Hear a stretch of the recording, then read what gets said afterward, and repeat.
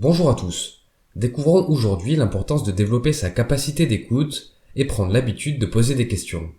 C'est parti pour quelques explications.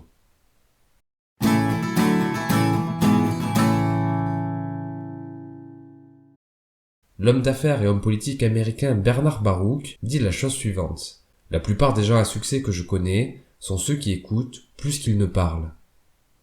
Cette phrase illustre l'un des principes les plus puissants pour réussir dans ses relations, l'écoute. D'une part, l'écoute est l'une des plus sincères formes de respect, car écouter, c'est accorder de l'intérêt à son interlocuteur. Malheureusement, nous avons trop tendance à croire que pour développer de bonnes relations, il faut parler, parler et encore parler pour captiver son auditoire et se rendre intéressant. Qui n'a pas tendance à contrecarrer un argument instantanément plutôt que de laisser l'autre développer? Qui n'aime pas donner son avis? Qui ne préfère pas prendre la lumière plutôt que de laisser l'autre s'exprimer?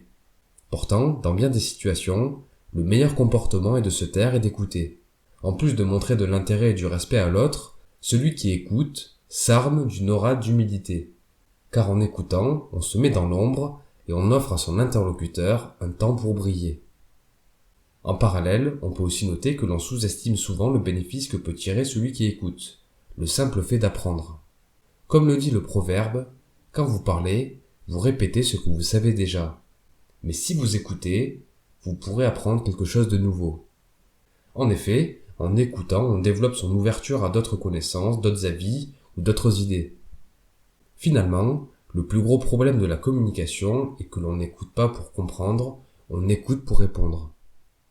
À ce sujet, une habitude intéressante à développer est sans doute le fait de poser des questions pertinentes. Autrement dit, des questions qui invitent au dialogue et qui nous captivent suffisamment pour que l'on écoute la réponse. Quoi qu'il en soit, les questions offrent des bénéfices sur plusieurs points. Elles offrent la possibilité à celui qui questionne d'enrichir ses connaissances, elles témoignent d'une forme de respect et d'humilité, et enfin, elles sont une invitation au dialogue. Pour poser des questions qui attisent notre intérêt, la clé est de considérer chacun comme une source de découverte. Même un individu différent de nous en tout point a quelque chose à nous apprendre à coup sûr. Le directeur a tout intérêt à discuter avec les salariés de son entreprise afin de comprendre leurs préoccupations et d'adapter sa stratégie en fonction. Un salarié peut tirer un grand bénéfice d'une discussion sur la vision et les contraintes de son patron, surtout s'il veut œuvrer au mieux pour l'intérêt de l'entreprise. Les individus que tout oppose politiquement ont sans doute beaucoup à apprendre du point de vue de l'autre bord. Un geek en crypto-monnaie peut nous aider à mieux comprendre le fonctionnement du Bitcoin. Un voleur a sans doute des techniques à nous apprendre. Une personne âgée a sûrement une expérience enrichissante à raconter. Ou encore, un SDF peut partager une leçon de vie. En fait, la clé est de considérer que chacun est meilleur que nous dans un domaine, ou alors qu'il possède un avis ou une anecdote qui vaut la peine d'être écouté et qui peut nous faire grandir. Pour découvrir la question à poser, on peut d'abord se demander intérieurement « Qu'est-ce que l'autre sait que je ne sais pas ? Dans quel domaine mon interlocuteur semble meilleur que moi ? Qu'a vécu l'autre que je n'ai pas expérimenté ? Sur quel sujet l'avis de mon interlocuteur diffère du mien ?»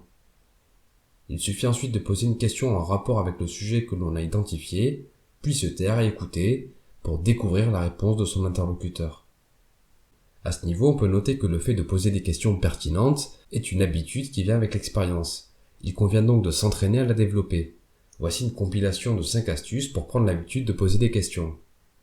Privilégier les questions ouvertes pour inciter au dialogue. Par exemple, demander « Comment s'est passée ta journée ?» plutôt que « Est-ce que ta journée s'est bien passée ?» Deuxième astuce, se forcer à poser une question lorsqu'on ne comprend pas. À ce sujet, il existe un proverbe qui illustre bien l'importance de ce principe. Celui qui demande passe pour un idiot 5 minutes, mais celui qui ne demande pas reste un idiot toute sa vie. Troisième astuce, apprendre à se questionner soi-même. Par exemple, noter dans un carnet de bord ses pensées ou les questions qui nous occupent l'esprit, ou encore se poser une question avant de dormir pour faire travailler son subconscient durant son réveil, ou encore prendre l'habitude de faire un travail d'introspection avant d'agir en se demandant par exemple comment aurait agi la personne que j'aspire à devenir.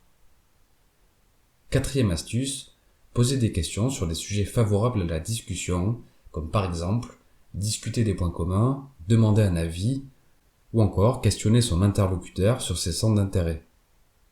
Et enfin, cinquième astuce, utiliser des questions passe-partout. Dans le livre The Coaching Habit, L'auteur propose une série de 7 questions pour développer son leadership. L'une d'entre elles peut être utilisée pour initier un grand nombre de conversations. Il s'agit de la question « Qu'avez-vous à l'esprit ?» Quoi qu'il en soit, même après la meilleure des questions, le défi reste le fait d'écouter la réponse et de combattre l'envie de prendre la parole et donner son avis. À ce propos, on peut se rappeler que si l'on a 2 oreilles et seulement une bouche, c'est pour écouter 2 fois plus que l'on parle. Bref, pour résumer et conclure, l'un des principes clés pour développer des relations saines est d'écouter. L'écoute est un outil pour montrer du respect et de l'humilité à son interlocuteur, tout en s'offrant la possibilité de s'enrichir personnellement. Une superbe habitude à développer est d'apprendre à interroger l'autre sur un sujet qui attise notre propre intérêt. Merci pour votre attention, j'espère que le contenu vous a plu. Si c'est le cas, vous pouvez me le faire savoir en laissant un pouce bleu ou un commentaire. Pour finir, je vous suggère de vous abonner à la chaîne et d'activer la cloche de notification pour être informé lorsque de nouvelles productions paraîtront. C'était Mr. Fanjo, à très vite.